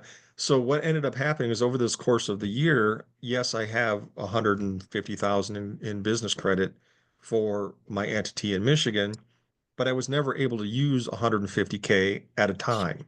Does that make sense? So Hmm. I don't mind going through the Fund and Grow, but again, this is a learning experience. Let's experience this. I have talked to now over 20 different funding companies. So what's up next for me to answer your question? Sorry to make again long question, long answer. My Las Vegas entity. I'm expanding out to Las Vegas with my partner out there. I'll be going through a different company that does upfront, like 150K upfront, right? At which point I will use the 150K business line of credit out in that area to do fix and flips in Hmm. the Las Vegas area, or maybe fix and hold, right? So I'll be doing property acquisitions out in Las Vegas the second half of this year. So Fund and Grow does seem to be the popular one in the Gator community. it's not I bad from a spoke to price standpoint. It's good from a price standpoint. I So spoke to somebody from a company, I think it's called Infinite Returns, and that's what he does the upfront, and he says okay, anywhere between 150 and 250. I think the fees are higher though. yeah. Yeah, because I will be putting out a either Instagram or YouTube on my experience with the 20 different companies that I talked to, because the variance between the companies is quite wide. Um, oh, I'm in sure. in November 23, I went to my very first conference, and it happened to be a tax conference. It was like a 3 day little Hmm. weekend thing in Detroit. I drove down for 3 days, and this is where I got my first exposure to somebody that would be like do it for you, right? Up until that point in Hmm. time, we were talking about using Prime, and Prime was kind of helping you, but they basically gave you a Word document that said do these things, talk, open accounts with these companies, and your duns and your credit score, your business credit score will go up. Um, Hmm. but they weren't talking about credit cards at that point in time. So when I went to this one conference, I got exposed to a couple different um, credit building companies out in the hallway that wanted like 10% up front, and they were like, "We can get you 80 grand, kind of guaranteed." I'm like, "Guaranteed?" Like, well, not guaranteed, but we're confident we can get you 80 grand, but we want 8K up front, 10% up front. And in my mind, I'm like, okay, I'm not giving you $8,000 on a promise, on a wish and a hope, right? That's just not who I am at this point in time. I don't have 8K to throw away. Um, so I said no, and I went out and I started looking, and they were all about the same, 10% up front for a promise, right? Or a thought of a promise. And that's where I ran into Fund and Grow. And I wouldn't have gone with Fund and Grow except for Pace happened to respond to somebody in the Facebook group. Somebody said, "Has anybody ever heard of Fund and Grow?" And Pace actually responded. He's like, "I've never used them, but I know them and they're good guys." Right. So I'm like, Hmm. okay, I'll look into it. So I got on their webpage and looked into it. And I think their fee was like, I can't remember, it's like 29 or 39. It was around the $3,000 mark, right? So I'm like, I can do three. I can be a little bit risky with 3K at this point in my life. Hmm. Not that I want to throw it away, but at the same point in time, it's like, they're going to work with me. So I'll get the knowledge of that, right? And again, I'm not going to complain about the 3K because I've got 150K in, you know, business lines of credit, which is great. So I'm not going to complain about that. But again, because of the way that it happened, I didn't get the full use of that. So anybody Hmm. listening that's looking at Gator or thinking about doing that, do your stuff up front because you're going to want to liquidate that all up front and use it to build as fast as you can, right? So what I'm running into now is it's been over a year since that initial engagement. So those first cards are past their 0% rate, right? So And now you're paying interest on them. right. So well, now they're down to zero. They're paid down to zero. So they're just kind of sitting there as lines of credit that I have if I absolutely need, and I don't mind paying them. So like that works okay for a fix and flip. I don't mind taking 20K off of that for a fix and flip because generally speaking, I think I'm going to get my money back in 30 to 60 days. If I was going to hold it for over a year, that would be stupid. I'd be paying 18, 19, 23%. That would be ridiculous. I mean, who would do that? Um, but my advice going forward and the practice that I'm going to do this next year in Las Vegas is, do the upfront, get the full amount up front that I can get, liquidate it, and then churn that money as fast as possible so that you build up your profit margin in that particular entity such that you're now operating off of profit and not having to look at when your cards flip over into the interest aspect of it. You don't have to worry about that too much. So Yeah, that's I think that's that's the the goal there. reason why. That's the reason why I like the pitch from infinite returns, and I haven't used them yet. But that was one of my next goals and immediacy in the next like probably 2 or 3 weeks is to evaluate a bunch of them because this guy promised like 10% fee, but he said you could pay off of the cards once the funding's secured, and he does it in the front end, so it'd be like 2 months before you can Okay. secure your funding. Yep. So I got one that does 1,000 up front. They're going to take seven total, 7K total max, 1,000 up front, and they'll take the other six out of whatever they get you. Right. So it's like, okay, up front, I don't mind again because it's 0% interest for as long as you hold it or for at least that year. And obviously the plan is now that I've known and done enough real estate deals that I kind of know what I'm doing. I don't have the fear Hmm. of liquidating and using the money because I think I know enough now that I can churn that money, flip a couple houses inside of that year and be fine. Right. So Hmm. the thing that really slowed me down in the first year was I wasn't even thinking of fix and flips. I was thinking of buying holds. Like my head wasn't in the fix and flip realm. It was literally, I don't want to Right. liquidate the cards totally up front because I'm not buying a property. Or if I am buying a property, I don't want to spend credit card money to buy a property. That's ridiculous again, right? Hmm. Um, I don't mind paying my private money lenders 12 to 15%, right? Because my DCSR loan is probably going to be around 6 or 7, right? Making Hmm. my aggregate interest on the loan or the mortgage right around 12 or maybe 10, which is a little bit higher than a normal mortgage, but it's still not, it doesn't freak me out. Again, I'm 57. I've seen interest rates in the real estate realm in the 19s, right? My parents The house I grew up in, they were paying 19% on their first mortgage, right? Back in 1979, I think it was. But I'm Yeah, like, that's high. that's crazy. Like my dad he freaked out. My first house I bought in Nashville, I bought at 6.5%.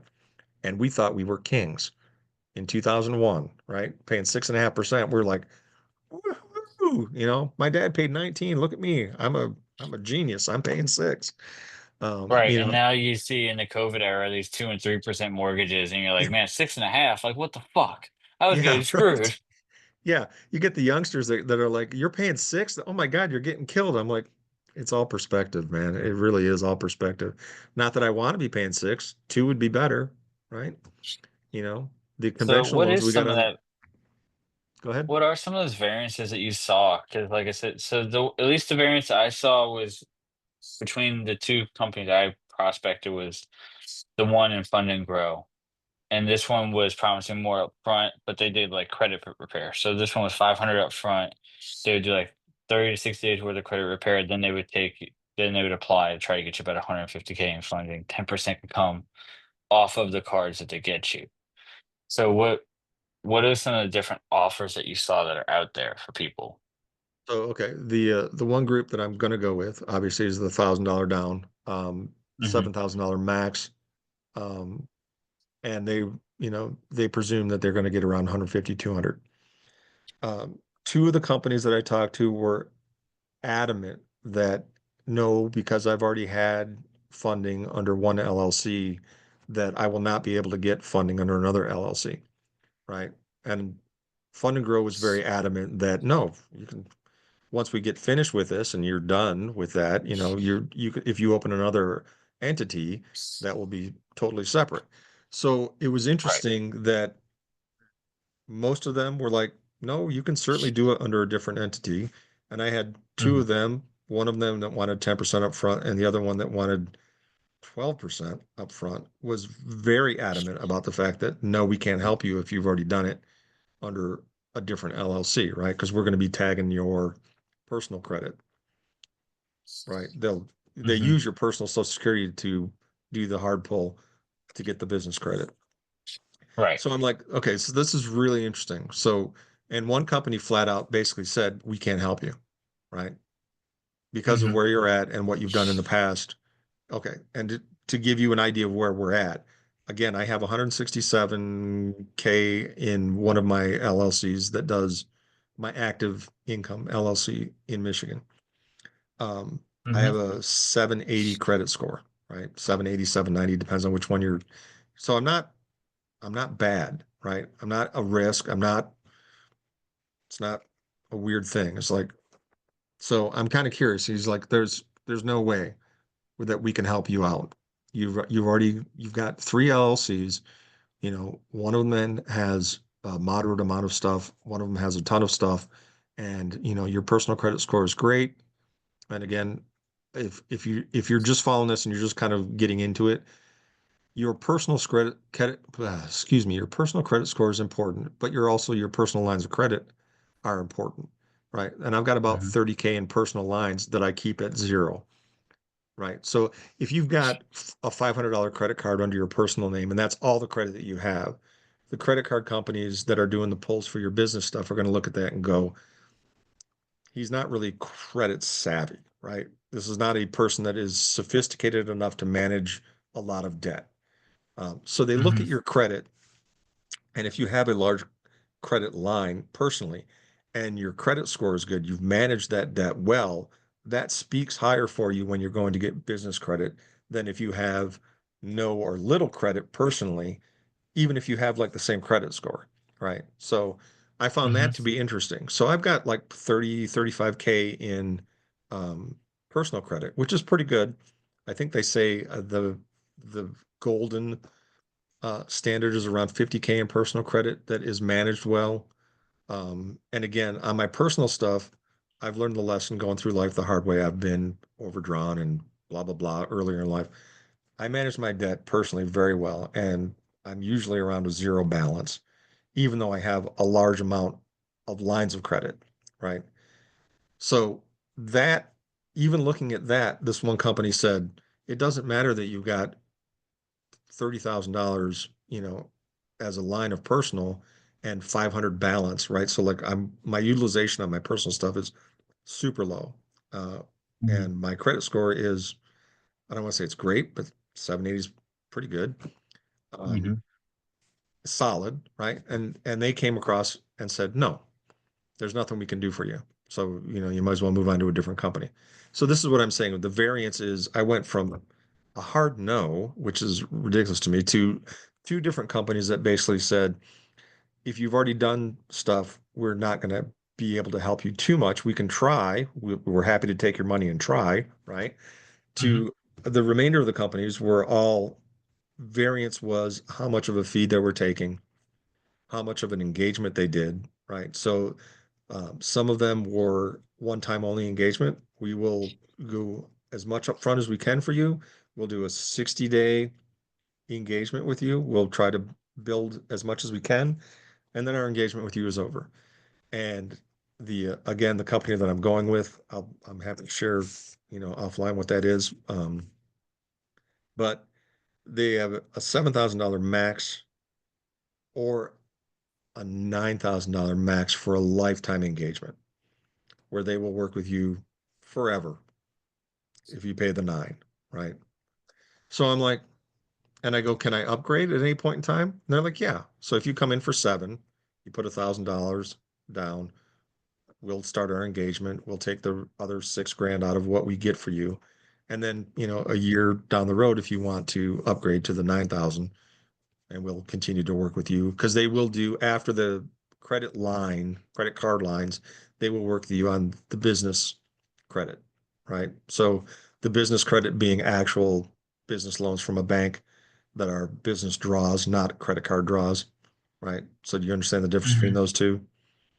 Yes. Yeah, okay. So, half of the companies also had this extra program of we will work with you on business lines of credit after we do the credit card thing, right? That's actually what perplexed me because when I first heard about it and everybody kept talking about lines of credit, and they're talking about these large amounts, I thought they meant an actual line of credit from a bank.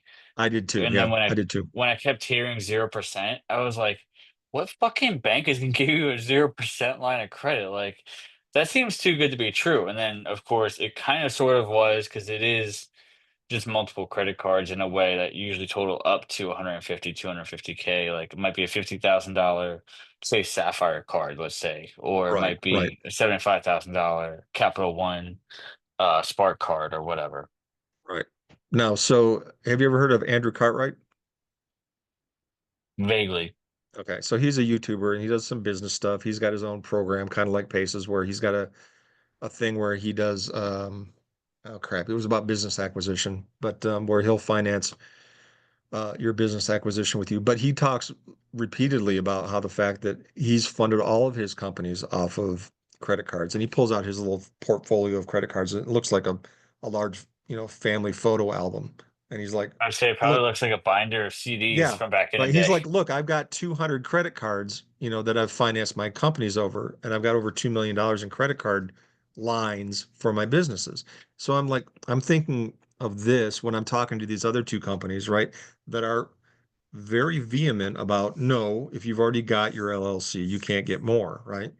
And I'm like, it's very funny because they claim to be, experts in their field, and I'll take them at their word, they're not doing, I'm not their first customer, let's put it that way, right? So they've already Hmm. engaged other people, and they've already spewed this line to these other people. But what I find Hmm. interesting is that they're out there, they're advertising, they came across my Facebook feed or whatever, based off of the fact that I'm searching for all this stuff. And yet, the majority of people and my own personal experience to date has been that's not true. What you're telling me is not true. And I hate to think that as a consumer, I'm more knowledgeable about your financial product than you are as a company that's out there, purporting to get me business credit, right? Hmm. So that's part of the variance. I'm like, this is really kind of weird that you need to do your research because if you stop looking at the first place or the first two places that you run across, you might come to the conclusion and hold this belief going forward that I got 50K in my first LLC and that's all I'm ever going to get because that's what this guy told me. right? Right. So, you know, that's where I'm at. That's my that's a super long answer to your question 20 minutes ago about what's next for you. And that's what's next for me. We're coming up on June, right? So in June, I'm starting that process and I'm getting my Las Vegas expansion going so that my partner out there and I can do more stuff. I think that's going to be beautiful, and I can't wait to hear more from you about what you're doing there. As we kind of start to tie up the interview, I usually ask people to one before I ask your final question to go ahead plug yourself. Like if you've got any kind of websites or places where people can find you, socials, lead magnets, whatever, free value or whatever you want to give out there. This is the place to do it. I wish I did at this point in time, but I don't.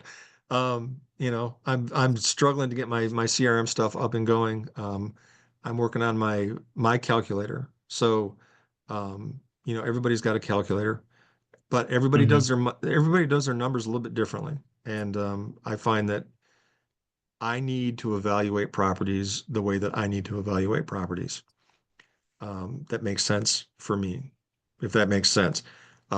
There's a bunch of Hmm. different calculators out there. Paces is pretty good. Michael Monazzicani is amazing.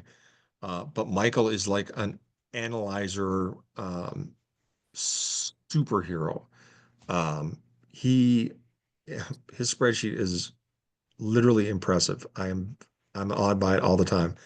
Um, my spreadsheet or my calculator that I use on a daily basis is a little bit more simple. I'm trying to get it to the point where I would feel comfortable giving that out as kind of like a benefit to somebody that analyzes the way that I do. I'm a little bit behind the eight ball on that though. Again, solopreneur, day job. Well, I guess where can they find you? Oh, they can find me. James Gets Real, Instagram, James underscore under yeah, James underscore gets underscore real.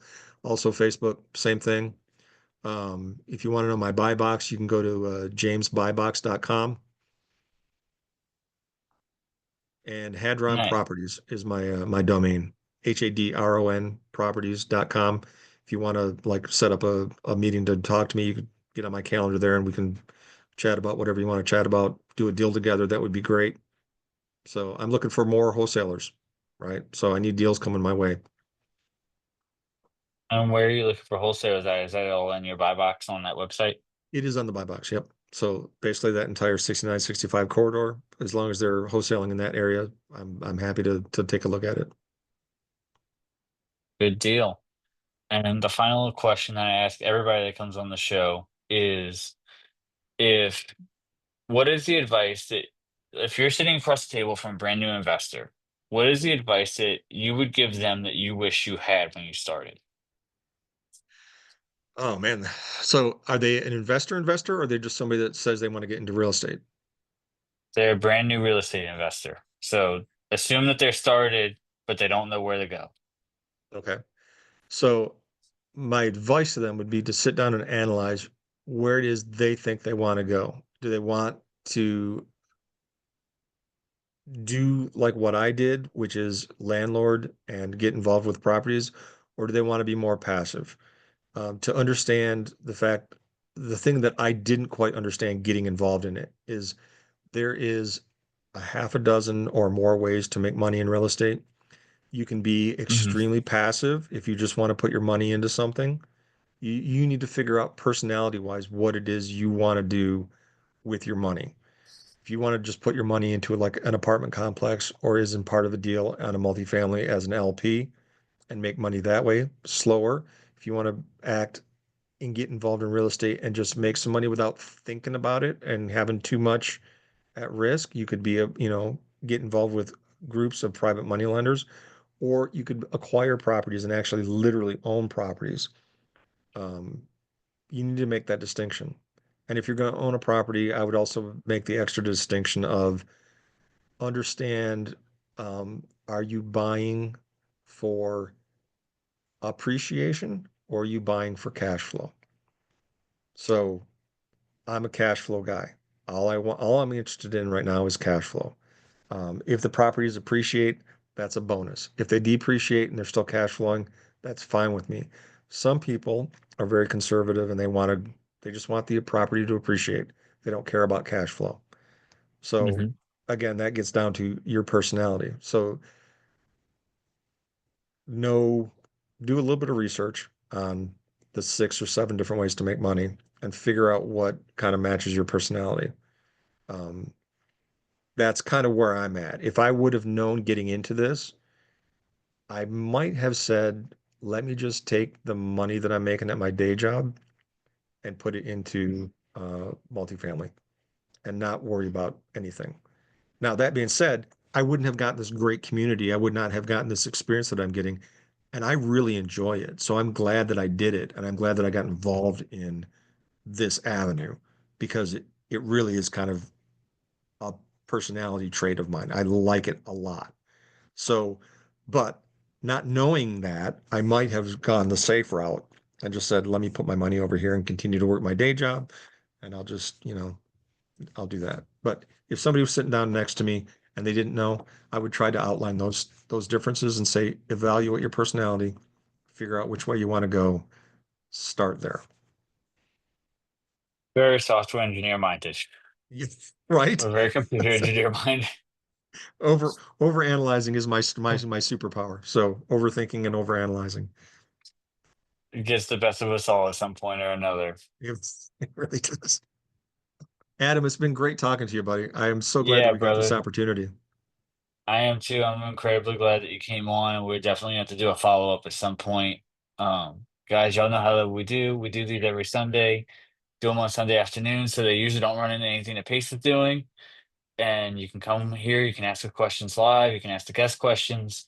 The only thing we ask is if we made you think, we made you laugh, we brought you value, if we made you smile, just come back next time and bring a friend. So, so Excellent. next week, guys. Thanks, Adam. Thanks, Pace. Thanks, everybody in the community. I appreciate you all. Talk to you later. Talk to you later, brother.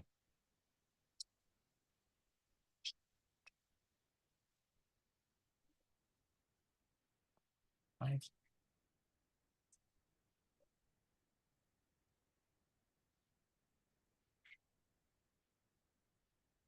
why is it not showing the recording button? We are still recording. Yeah, I know. I was trying to get it to stop the recording. Here it is. It took